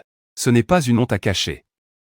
Pour être plus précise, la familia avec laquelle j'ai fait un pacte s'appelle la race des insectoïdes, dit la reine Shen Luo avec un sourire résigné. Cette fille est vraiment trop sensible. La candeur incarnée. Faire un pacte avec les insectoïdes, il n'y a pas de quoi avoir honte. Viens, je vais te montrer. Prépare-toi psychologiquement. Et essaie de ne pas t'évanouir de peur cette fois, dit-elle en voyant que Suyan était toujours rongé par la culpabilité. Shen Luo l'emmena directement dehors. Il est temps de lui montrer la puissance des insectoïdes. Les paroles s'envolent. Mais ce qu'on voit reste. Il n'y a aucun préjugé que l'armée d'insectes ne puisse briser. Et s'il y en a, il suffit de rajouter quelques légions d'insectes. Pour ménager Suyan. Shen Luo ne l'a pas amené près du nid principal et a fait se retirer tous les insectoïdes. Lorsqu'elle arriva près du nid avec Suyan, un seul regard suffit. Suyan fut complètement abasourdi. À cet instant, 30 guerriers insectoïdes se tenaient en formation carrée. Des mantes de l'ombre volaient dans les airs. Le battement de leurs ailes produisant un bourdonnement. Des hydralisques étaient enroulés sur le sol, dardant de temps à autre leur langue fourchue. L'aura terrifiante des insectoïdes se propageait aux alentours comme une marée. Les jambes de Suyan se mirent à trembler. Son visage devint livide. Ce sont les monstres de rang or. On est fini. Ces monstres ont anéanti une grande tribu de gobelins. Ils sont terrifiants. Ta familia a dû se faire massacrer par eux. Oh non, on est tellement maudits. Suyan pleurait à s'en étouffer. Il y a tant de ces monstres qui ont massacré la tribu de gobelins. C'est fini, tout est fini. Je venais à peine de trouver un allié puissant avec Xiao Bei. Et voilà qu'on tombe sur des monstres de ce niveau. Il n'a vraiment pas de chance.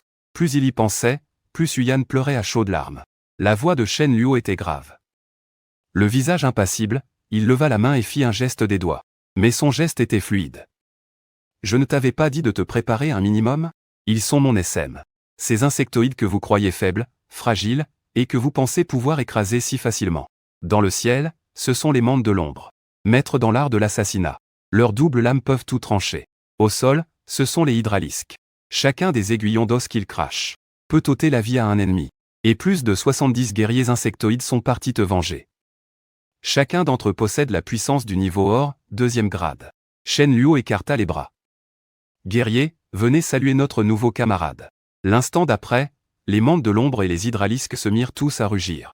Les ondes sonores invisibles firent légèrement onduler l'air ambiant. Suyan avait une expression hébétée. Il regarda Shen Luo, puis les sème. Qu'est-ce qu'il venait d'entendre? Étaient-ce là les insectoïdes tels qu'il les connaissait? Chacun d'entre eux est du niveau or, 2e grade. Et ce n'est même pas tout. Dehors, plus de 70 autres sont partis le venger. Est-ce qu'il est devenu fou? Ou est-ce le monde qui est finalement devenu dingue? C'est trop d'informations d'un coup. Il n'arrivait pas à l'accepter. Ses yeux se révulsèrent. Et il tomba droit dans les bras de Shen Luo. Comment ça, encore évanoui? Lorsque tu as été promu seigneur d'argent, le talent que tu as obtenu n'était-il pas la guérison? Tu ne pouvais pas l'utiliser sur toi-même avant de tomber dans les pommes? Shen Luo, sans voix, rattrapa Suyan. En tant que son maître, il avait accès aux informations de Suyan, y compris le talent qu'il a obtenu lors de sa promotion au rang argent. Guérison. C'est simple à comprendre, consommer de l'énergie pour soigner les blessures et les maladies. Avec ce talent, Suyan est devenu un soigneur très efficace. Qu'il ait pu éveiller un tel talent ne surprenait pas du tout Shen Luo. La personnalité de Suyan et cette classe sont tout simplement faits l'un pour l'autre. Ils ont déjà trouvé le repère des gobelins, recevant les informations transmises par le réseau de l'SM. Un sourire se dessina sur les lèvres de Shen Luo. Je me demande combien de points d'énergie je vais gagner cette fois-ci. Chapitre 18, le roi des gobelins mutants. Ce petit avorton est vraiment détestable. Shen Luo installa Suyan, toujours inconscient, dans une cabane délabrée. Il laissa 10 guerriers insectoïdes pour garder le territoire et partit avec les 20 restants vers le champ de bataille. Grâce au réseau Zergué à la vitesse de la mante sombre, il a atteint sa destination en moins d'une minute. Contrairement à la tribu de gobelins précédente. Celle-ci n'était pas établie en lisière de forêt, mais au cœur de celle-ci, avec des cabanes dans les arbres pour habitation. Ou bien des trous creusés dans de grands arbres. En ce moment même, dans le campement, des rivières de sang s'écoulent. Une puanteur et une odeur de sang emplissent l'air. Les hurlements des gobelins résonnent partout. Certains gobelins tombent à genoux pour implorer pitié. Mais ils ne sont accueillis que par les lames acérées des mantes sombres. Ou par les épines d'os des hydralisques. Détruire l'environnement est un crime encore plus grave. Je vous jugerai au nom de la nature. N'en laissez pas un seul en vie. Tuez-les tous. Shen Luo agita la main avec panache, et les mantes sombres et les hydralisques derrière lui s'élancèrent tous en avant, rejoignant le massacre. Il ne laissa qu'une seule mante sombre et un seul hydralisque pour le protéger. Quand on est loin de chez soi, la sécurité avant tout. Il ne voulait pas que l'aventure s'arrête en si bon chemin. Cette tribu de gobelins était visiblement moins grande que la précédente. Leur force globale était également inférieure. Sous l'assaut de près de 100 ergs de rang hors d'eux, en à peine une dizaine de minutes, il ne restait plus un seul survivant. Roar! Un rugissement furieux retentit, et une silhouette trapue surgit de la plus haute cabane dans les arbres. Et bondit au sol. Peau verdâtre, ventre bedonnant et pantalon déchiré. Sur sa tête, une couronne d'argent. Dans sa main, un sceptre. À peine le roi des gobelins apparut qu'il devint la cible des ergs. Éclairs de lames et volées d'épines d'os s'abattirent sur lui. Juste au moment où Shen Luo pensait que c'en était fini. Il vit le corps du roi des gobelins s'illuminer d'une lueur aux 7 couleurs, qui se mua ensuite en un jaune terreux. Son corps prit la couleur de la roche. Les lames et les épines s'écrasèrent sur lui, produisant un crissement à faire grincer des dents. Des blessures profondes jusqu'à l'os apparurent sur son corps. Shen Luo fronça légèrement les sourcils. Il les a bloqués. Quelle est cette capacité? Une sorte de transformation? Il fixa le roi des gobelins. Une faible lueur bleutée brilla au fond de ses yeux. Roi des gobelins. Niveau, argent, rang 8. Potentiel, argent, rang 8. Compétence, fendoir. Cri de guerre, protection élémentaire. Purification requise. Ne peut pas évoluer. Protection élémentaire. C'est donc ça qui est différent de la tribu précédente.